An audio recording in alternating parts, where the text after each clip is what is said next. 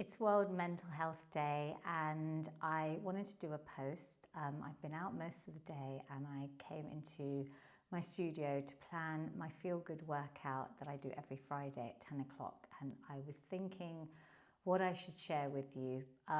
From the heart, I'm going to read you some of the words that I've written in my book about mental health and the menopause, which I think brings both the October awareness days and themes together.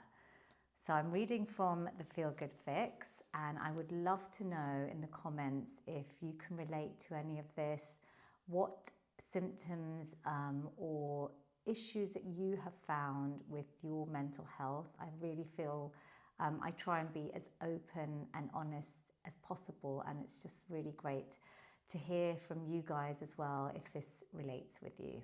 So here goes. I'm just going to read some sections from the Feel Good Fix. So in October 2021, the independent newspaper reported exclusive research based on a survey of 2,000 women aged 46 to 60 in the UK, which found that 9 out of 10 women going through the menopausal transition experience mental health problems. 1 in 10 experience thoughts of suicide. If you're struggling with this huge life change, you are really not alone, and there are many things that can help. Some of them are included in this book, but there are also fantastic organisations that offer support of every kind. And I've referenced some of those in the book as well. I kicked off sharing my perimenopause journey publicly on social media, raw and unedited, talking about the symptoms I was experiencing and the steps I had started taking to make sure I and other women no longer suffer needlessly. I'm a patron of Menopause Mandate, and every day I see how necessary it is to help women understand what perimenopause is, especially in South Asian communities like mine, many of whom still don't know what the word means. It is time for us all to start taking charge of our health. I know how the exercise, mind, and lifestyle snacks in this book have helped me get through some of my most debilitating perimenopause symptoms, from my mental health, anxiety to weight gain, brain fog, joint aches, sleep issues, mood swings, lack of motivation, and low self-esteem, as well as my irregular menstrual cycle. That's why I really want to share my experiences with you and help you find the tools to feel good. As women, we need to support one another to know that we can get help and be in control. I want us to feel empowered to take charge and find solutions. So I have a whole section on mental health in the book, and I'm going to read a little bit from there. Many women like me experience mental health issues for the first time in their lives during perimenopause, at the very time when our coping skills and mental resilience seem depleted. Several of the symptoms of perimenopause could be grouped under the heading of emotional well-being, while others, such as muscle tension, headaches, bloating, and skin issues, could be caused by stress. The psychological and emotional symptoms, which include problems with memory, mood swings, anxiety, depression, panic disorders, and irritability, are frustrating to deal with and can be harder to pinpoint to hormones, but they're very common during peri and menopause and therefore important to highlight, especially as estrogen levels dip, which can affect brain function and the production of feel-good chemicals. I have made mental health and mind snacks a big focus in this book as part of a toolkit to help us manage stress, as most symptoms can be improved by calming our nervous system. So that's like the breath snacks. There's tons of them in the book, that I often share.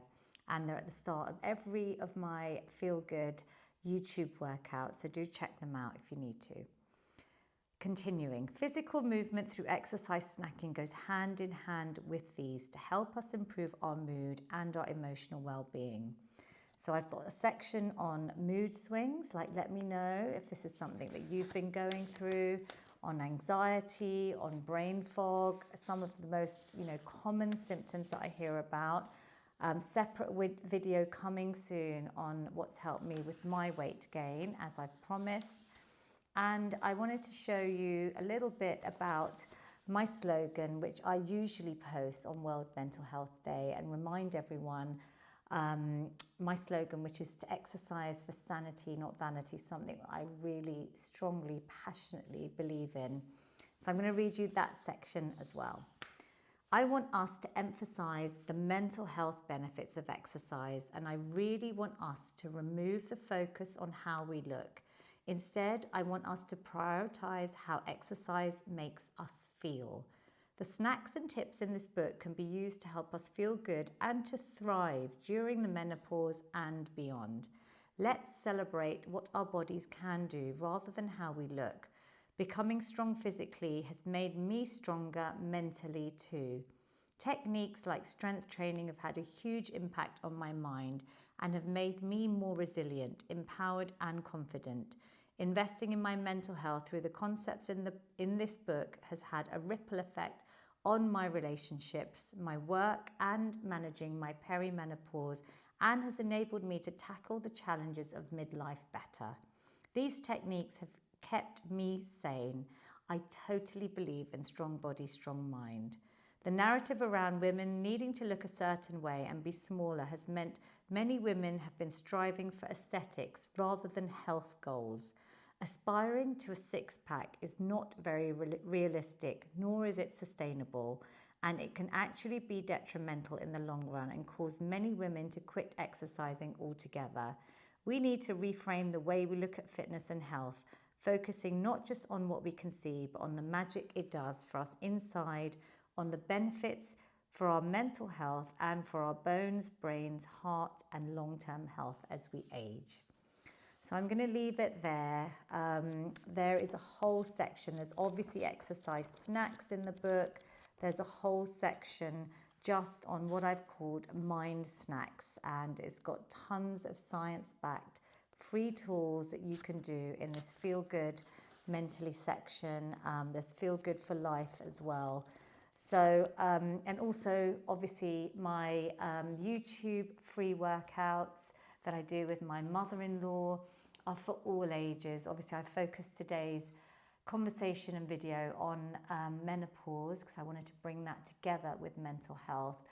And I would love to hear from you if what I've just read to you, which, I talk so much about my own personal journey in the book, and hopefully on here you see that I share everything as well. Social media is a funny place. You will see the highlights, but you often see me on my stories talking about, and on my posts, the real world. I think that everyone has something going on behind closed doors.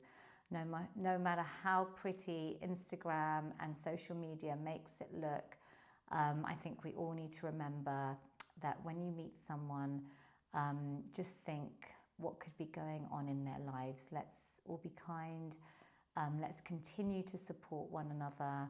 And I would love to hear from you if you can share how you're feeling, what you've been through, and if any of this that I've just talked about you can relate with.